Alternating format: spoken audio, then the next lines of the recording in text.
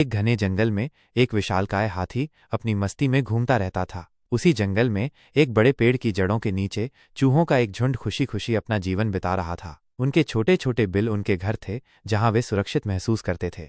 एक दिन जब हाथी अपने झुंड के साथ पानी पीने के लिए नदी की ओर जा रहा था, तो अनजाने में उसके भारी पैरों तले चूहों के कई घर कुचल गए। चूहों के छोटे से संसार में तबाही मच गई। वे डर और दुख से भर गए।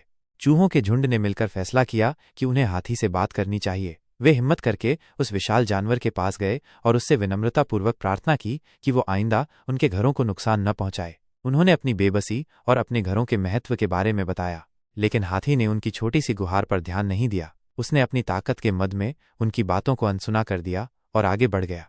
चूहे बहुत निराश और बेस्पोमस नीचे महसूस कर रहे थे। उन्होंने सोचा कि इस समस्या का कोई हल निकालना होगा। आखिरकार उन्होंने एक योजना बनाई। उन्होंने जंगल में एक ऐसा स्थान ढूंढा जहां हाथी अक्सर आता था। वहां उन्होंने मिलकर एक मजबूत जाल बिछाया, जिसे उन्होंने पेड़ों और लताओं की मदद से छिपा दिया था। अगली बार जब हाथी उस रास्ते से गुजरा तो वो उस जाल में बुरी तरह फंस गया। उसने निकलने की बहुत कोशिश की, लेकिन जाल इतना मजबूत था कि वो हिल भी नहीं सका। हाथी को अपनी गलती का एहसास हुआ और वो बेस्पोमोसनी नींद महसूस करने लगा। हार मानकर हाथी ने उन छोटे चूहों को याद किया जिनकी उसने कभी परवाह नहीं की थी। उसने जोर से आवाज लगाई और उनसे मदद की गुहार लगाई। चूहों ने हाथी की आवाज सुनी और तुरंत उसकी ओर दौड़े। उन्होंने देखा कि विशाल हाथी जाल में फंसा हुआ है और दर्द से कराह रहा है। चूहों को उस पर दया आ गई। उन्होंने अपनी तेज दांतों से जाल की रस्सियों को काटना शुरू कर दिया। धीरे धीरे उन्होंने जाल को कई जगह से काट दिया और हाथी को आजाद कर दिया।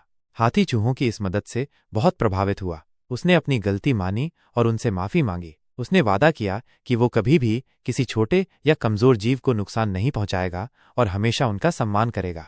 उस दिन से हाथी और चूहों का झुंड अच्छे दोस्त बन गए। हाथी ने चूहों के घरों का ध्यान रखा और चूहे जरूरत पड़ने पर हाथी की मदद के लिए हमेशा तैयार रहते थे।